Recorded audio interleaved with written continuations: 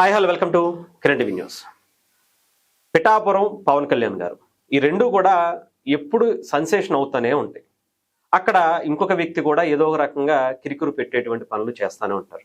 అయితే రీసెంట్గా మళ్ళీ అదే తంతు కనిపించింది. దాని గురించి మనతో పాటు సీనియర్ జర్నలిస్ట్ కిరణ్ గారు ఉన్నారు. ఆయన అడిగి తెలుసుకుందాం. నమస్తే. నమస్తే గారు. పిఠాపురం పవన్ కళ్యాణ్ గారు అలాగే ఏం జరిగినా కానీ సెన్సేషన్ అవుతూ ఉంటుంది. దాంట్లో కొంత పాత్ర ఇక్కడ ఏదో ఒక రకంగా కిరికిరి పెట్టాలనేటువంటి వర్మ గారు ఒక పక్క ఉంటారు. నిన్న ఆయన చేసేటువంటి కొన్ని విన్యాసాలు బయటకు వచ్చినటువంటి పరిస్థితి. ఆయన ఒక ప్రోగ్రామ్కి వెళ్ళి నాకు అక్కడ చంద్రబాబు నాయుడు గారి ఫోటో చిన్నగా ఉంది, నేను ఇక్కడ ఉండను అని చెప్పేసి కింద కూర్చుంటానని చెప్పి బయటకు వచ్చేయటం, ఇట్లాంటివి ఎలా చూస్తారన్న? పదే పదే ఎందుకు ఆయన అలా రిపీట్ చేయటం? నాకు 2-3 సామెతలు గుర్తొస్తున్నాయి వర్మను చూస్తూ ఉంటే.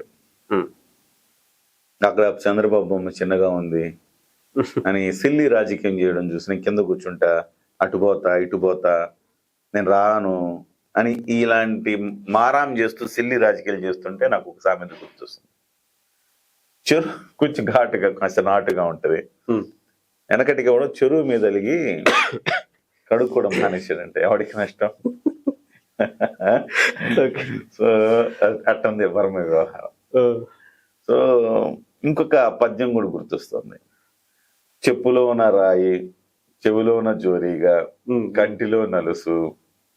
ఇంతకుముందు మనం మాట్లాడుకున్నాం ఈ విషయం వీడియోలో.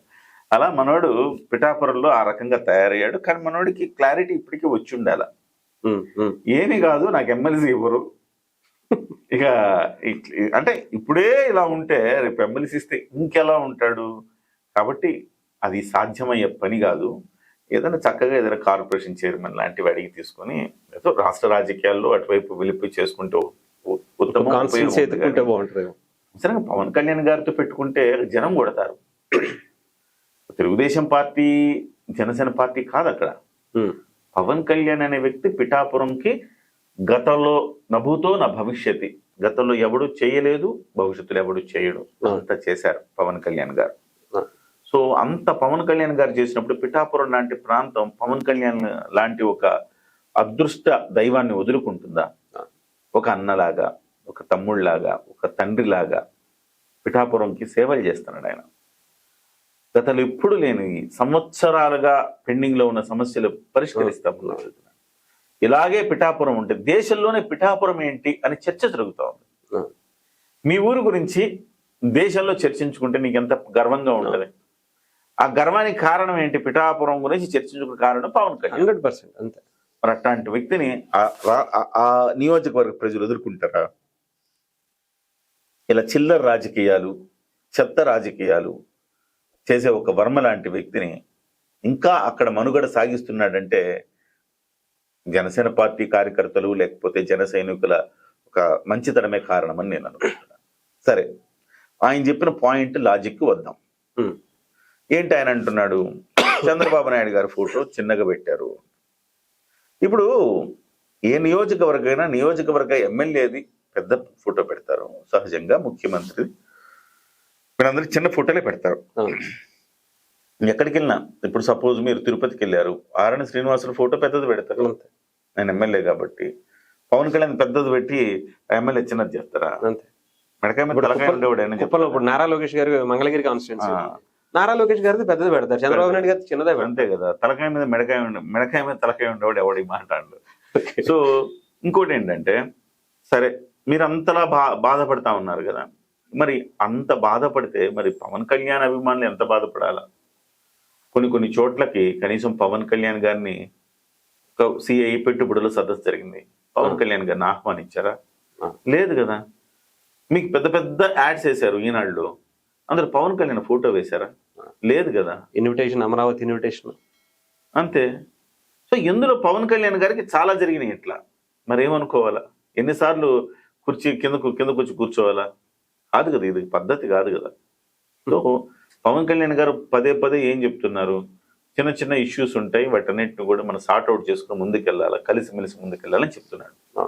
కానీ ఇన్ని సంవత్సరాలు ఉన్న వర్మ ఈ రకంగా దాన్ని ఇష్యూ చేయడానికి ప్రయత్నం చేస్తే మనకందరికి అర్థమయ్యేది ఏంటి? కావాలని ఇతను ఇలా చేస్తున్నాడనే కదా. ఆ మాత్రం తెలివి లేని వాళ్ళు ఎవరు ఉంటారు కదా. జనం తెలివి మీరిపోయారు. మీరు చేసే అన్ని కూడా చిల్లర రాజకీయాలు జనాన్ని తెలియకుండా ఉంటాయా? సరే, అనేక సందర్భంలో ముఖ్యమంత్రి ఉప ముఖ్యమంత్రి ఫోటోలు వేశారంటే అర్థం ఉంది. ప్రతిసారి లోకేష్ గారు ఫోటో ఎందుకు వేస్తారు? ఆయన మామూలు మంత్రే కదా, డిప్యూటీ సీఎం కూడా కాదు కదా. డిప్యూటీ సీఎం ఏం కాదు కదా, ఆయన మామూలు మంత్రే కదా. ఒకవైపు పవన్ కళ్యాణ్, చంద్రబాబు నాయుడు గారు పవన్ కళ్యాణ్ గారు ఫోటో వేయాలంతే. మళ్ళీ పక్కన నారా లోకేష్ గారి ఫోటో కూడా పవన్ కళ్యాణ్ గారికి సమానంగా ఎందుకు వేస్తున్నారు? ఏ రోజైనా జనసేన అడిగిందా? లేకపోతే పవన్ కళ్యాణ్ గారు బాధపడ్డారా? ఇది ఓకే, ఇలా చేశారు, ఓకే, జనసేన పార్టీకి ఒక లోపల బాధ ఉంటది, ఓకే. మనకి అంటే చంద్రబాబు గారు తర్వాత పవన్ కళ్యాణ్ గారు కదా, పవన్ కళ్యాణ్ గారితో సమానంగా లోకేష్ గారిని ఏ రకంగా వేస్తారా? ఆయన ఉప ముఖ్యమంత్రి కాదు కదా అన్న భావన ఉంటది కదా. మరి ఇవన్నీ జనసేన పార్టీలో కూడా చర్చ జరుగుతుంది. మీలాగా చిల్లర రాజకీయాలు చేయట్లేదు కదా ఎవరు.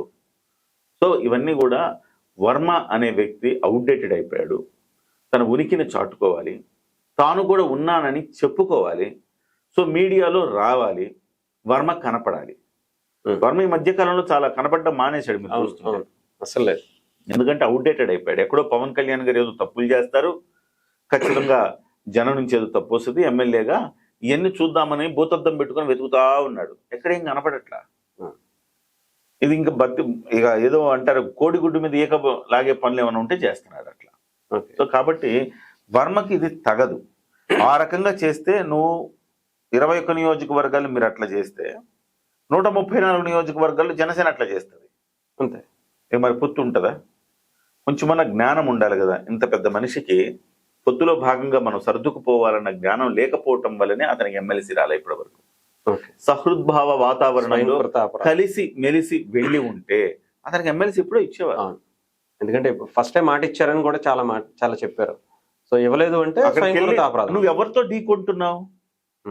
నువ్వు ఒక అమాయకుడైన అర్భకుడైన ఎమ్మెల్యేలతో ఢీకొంటలేదు. నువ్వు ఒక రైల్వే కూడా ఎమ్మెల్యేతో ఢీకొంటున్నావు, లేకపోతే బాలరాజు ఢీకొంటున్నావు అంటే సరే, లేదు మన ఎవరో ఇంకా ఇతరులు ఇంకెవరైనా ఎమ్మెల్యేలు ఉన్నారంటే వాళ్ళతో ఢీకొంటాం. సపోజ్ లోక మాధవి గారు ఫస్ట్ టైం రాజకీయాల్లోకి వచ్చారు, ఆమె నియోజకవర్గాలు ఎట్లాంటివి జరుగుతున్నాయంటే అర్థం. తంగెళ్ళ ఉదయ శ్రీనివాస్ సో ఇలాంటి వాళ్ళ దగ్గర వాళ్ళ నియోజకవర్గాలు ఇలాంటి ఫస్ట్ జరుగుతున్నాయంటే అర్థం చేసుకోవచ్చు.